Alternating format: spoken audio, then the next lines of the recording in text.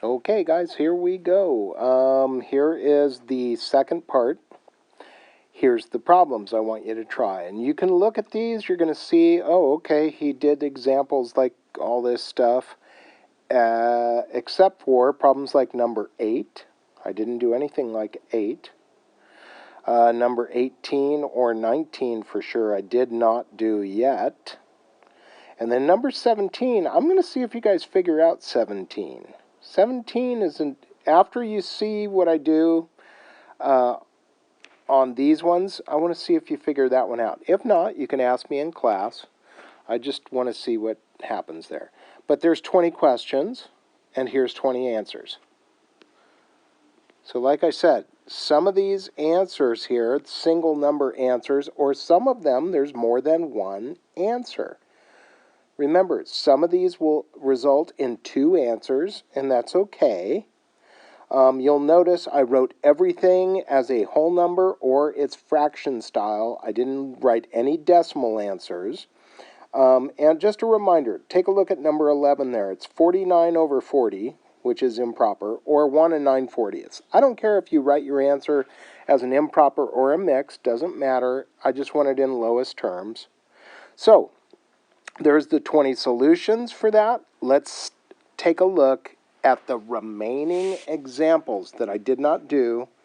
So I want to go through 3 more. So here we go. This guy right here, I did not do anything that looked like this until the very last problem. But I wanted to make sure that you saw this again. So I say to myself, hey, this thing has a root alone. So I'm going to subasaz. That's square both sides and solve. So I'm going to square that thing, and I get 2x plus 3. What's it equal? Well, this is not the way to do it. We don't get to drop it like it's hot. Do not do that. No, bad news.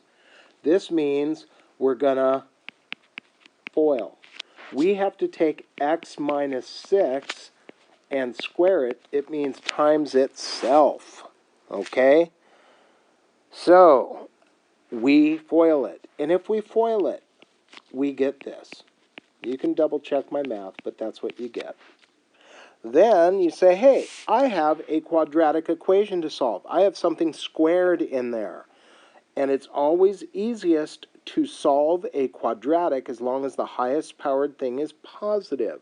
So that means I'm going to move this to the other side. And I'm going to move this to the other side. If I want to solve it, it's going to be easier if I have x squared, which is positive.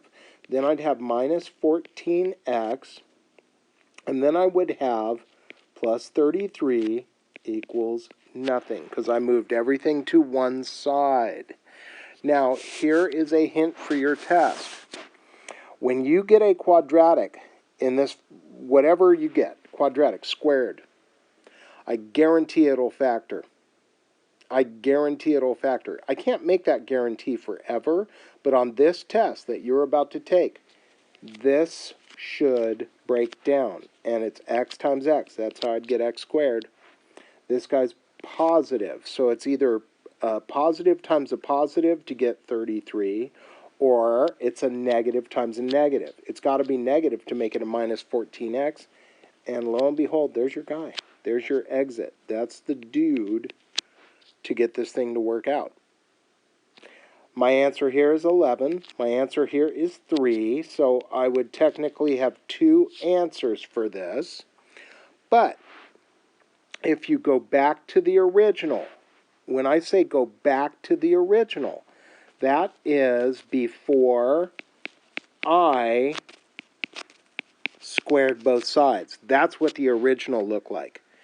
Plug the number 11 back in. And if you plug 11 back in, you get 2 times 11, that's 22, plus 3 is 25.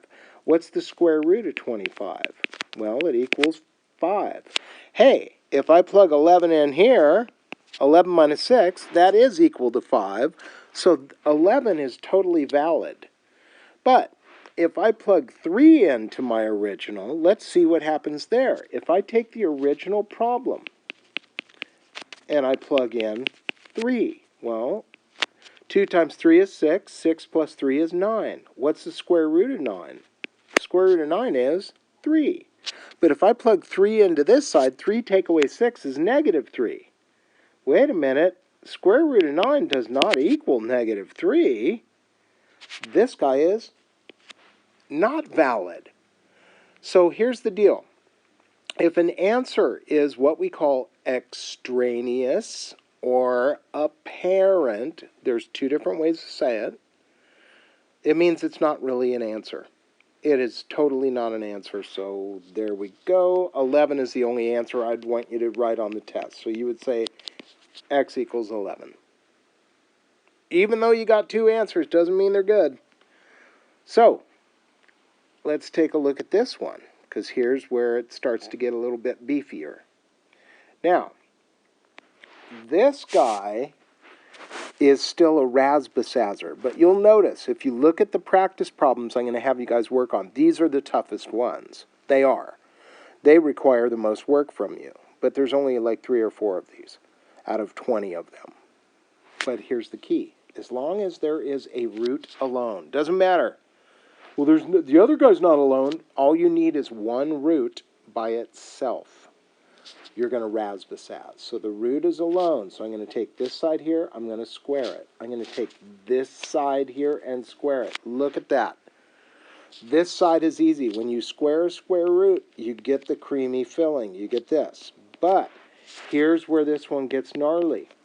You got to foil that thing. You cannot drop it like it's hot, drop it like it's hot. You can't do that. It's breaking the rules. Whoops. So what do I do instead? I have to foil this thing. So I'm going to take rad x plus 5 minus 1, and I'm going to multiply it by itself. Rad x plus 5 minus 1. It's not as bad as it looks. It really isn't. But let's just clean this thing up. When you take rad x plus 5 times rad x plus 5, you get exactly what you think you would, x plus 5. When I do it here, though, I get minus 1 times that. That means I have minus 1 of these. Outside, stay outside. If I do it here, I'm going to get another minus 1 of these. And then last but not least, negative 1 times negative 1 is 1. So let's clean this up. Let's make this smaller and more compact. I have x. I have a 5 and I have a 1. I have 6. I have negative 1 of these, minus 1 more of these. I have minus 2 of these. That's what I have. Let that sink into your brain. All I'm doing is smushing it down, making it smaller. All of this junk equals this. That's what it equals. Do you see that by doing that, I have a root that I must get alone? I'm going to get the root alone. How am I going to do that? I'm going to get this out of my face. I'm going to get this out of my face. I will then end up with, what's over here? 2x minus 14. What does it equal? It equals negative 2 of these. So I'm almost done. I almost got the rad by itself, but I don't. But here is why I've been trying to preach to you guys some certain things to help you out in the long run. Here's one of them. I'm going to divide by negative 2. Then the root's alone, but that means I have to divide this by negative 2. Do I want to keep my negatives in the bottom? No, I don't. I want to put my negatives through the top. That's one thing I've been trying to say as we've worked. What's the other thing? Do you guys see that all of this stuff here is reducible? 2 goes into every single one of those chunks. So let me get that out of your way again, because it's kind of messy with all my little circles. But I'm going to take the negative and put it through the top. Let me do that first. Then I am going to reduce all this stuff. Whoop, 14, not 4. Then I am going to reduce all this stuff. 2 goes into every single, so I end up with negative x plus 7. What does it equal? It equals this. And guess what? Now it looks just like example 1 did. Now it looks like this guy. So what's my move? Well, I rasbasazed, so I'm going to do it again. Subasaz. Square both sides and solve. Subasaz. If I square this side, I get I get x plus 5. This part over here, bam, done deal. But if I square this side, it's again, I have to FOIL.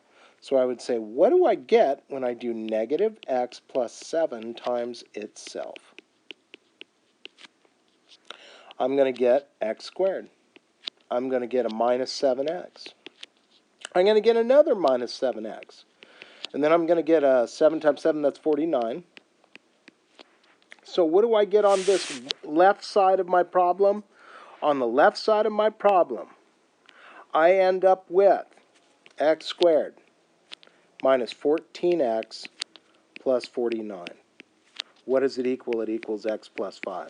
Do you guys see that we have a squared in this problem? So what I am guaranteeing to you on this test is, if you have a problem that looks like this, it should factor when you get to the end. But let's finish this. I got to move the x. I got to move the x. I got to move the 5. I got to move the 5. Why am I moving everything to that side? Because I want to have the highest powered thing highest powered thing be positive, set it equal to 0.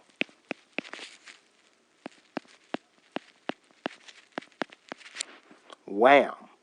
And then, hey, it looks like I'm going to get another 11 thing in here. That's just coincidence. Isn't that right? I think that's how it breaks. I think that's the exact way this thing factors. Those are my two answers. But are both of these answers correct answers? How do you know? You go back to the original. So the original problem was before I did any of this stuff to it. So I'm going to take away the stuff I did to it. This was the original. Come on. Come on. There we go. This dude right here. I'm going to tell you right now, if I plug 11 in here, that means 3 times 11, that's 33. 33, take away 8 is 25. What is the square root of 25? It's 5. Plug 11 in over here. What's 11 plus 5? It's 16. What's the square root of 16? It's 4. 4 minus 1 is 3. This side over here, when I plug 11 into it, I get 5. This side over here, when I plug 11 into it, I get 3. I don't think that's true. So I would go down here and say, you are not a valid answer, 11. No bueno. But if I plug 4 in, 4 was my other answer. Let's go back. I'm going to get rid of some of this mess. If I put a 4 in here, then 3 times 4 is 12. 12 minus 8 is 4. The square root of 4 is 2. On this side, I would plug in 4. 4 goes in. 4 plus 5 is 9. Square root of 9 is 3. 3 minus 1 is 2. That side equals that side. That is valid. I have checked it. My answer is x equals 4. You can see my last example is right here. So here's the deal. This is the only thing I haven't done. We got one last thing. So let's do this thing. I'm going to move this over. What? You can do that? You better believe I can do that. I moved that thing over because I need to rasbasaz. I got to get the root alone. Square both sides and solve. That's what I got to do. Root alone, square both sides and solve. So here's what I did. I moved that thing. This would be the problem I want to solve now. So at this point in time, I'd like you to pause it and see if you can just work it out. When you get to a step where you feel a little bit non-confident, maybe just watch and see what I do. But see if you can figure this one out all the way to the end without my help. So pause it, try and work this out. Then hit play. I'm going to assume you paused it and just hit play. So here we go. I'm just going to go through this one. I got to square both sides. If I square this side, I get 2x plus 3. If I square the other side, I have to FOIL it. And if I FOIL it, whoops, I don't know why I did that. Put it there. I will get this statement, which I'm going to do now. If I FOIL it, I get 4. And then I get 2 of them. I get another 2 of them. And then I do this times that, I get that. Rad x plus 2 times rad x plus 2, I get x plus 2. Let's combine stuff and make it smaller. I get an x. I have a 4 and a 2 I can put together. I call that a 6. I have 2 of these plus 2 more of those. I have 4 of those. And that means I have to get the root alone so I can square both sides and solve. So here, I'm going to move this. I'm going to move this. I'm going to move it. I'm going to move it. I like to move it. Then I'm going to get x minus 3 equals 4 times rad x plus 2. And this is where I figured you might have stopped and freaked out and went, what do I do here? Because I can't divide that thing by 4. You might have done that and then said, I better check the video and see if I'm right. You were right. If you got it this far and then you just kind of lost it, you're still correct. Here's what you just did. You got this root by itself. You did. I'm going to rewrite it so it looks like this, so I have a little bit more room on my screen. I'm going to square this. I'm going to square this. And you might go, well, you can't do that. Sure you can. It's just numbers and letters. If I square this side, I get the creamy middle. Yay, delicious. But over here, what does that mean? It means FOIL. But it's got a 4 in the bottom. That's okay. In the top part, you're going to be doing this times this. That's what you're doing in the top. In the bottom, you're going to be doing this times this in the bottom. So you're going to get a 16. It's okay. 16 is a number. Well, what do I do? Well, let's FOIL the top. If I FOIL in the top, I will get x squared minus 6x plus 9. Well, the spooky part, I got a 16 in the bottom. And then you lose your mind. You're like, I don't know what to do. You put a 1 under this and say, hey, this is a proportion. This is a proportion. You learned how to do these in the 6th grade. They didn't look this gnarly. That would have made you cry in the 6th grade. But I can cross multiply, set them equal to each other. If I cross multiply, 1 times this is this. And on the other side, 16 times that is 16x plus 32. And once again, I see that I have a quadratic. The highest powered thing is already positive, so I'm going to move it. I like to move it.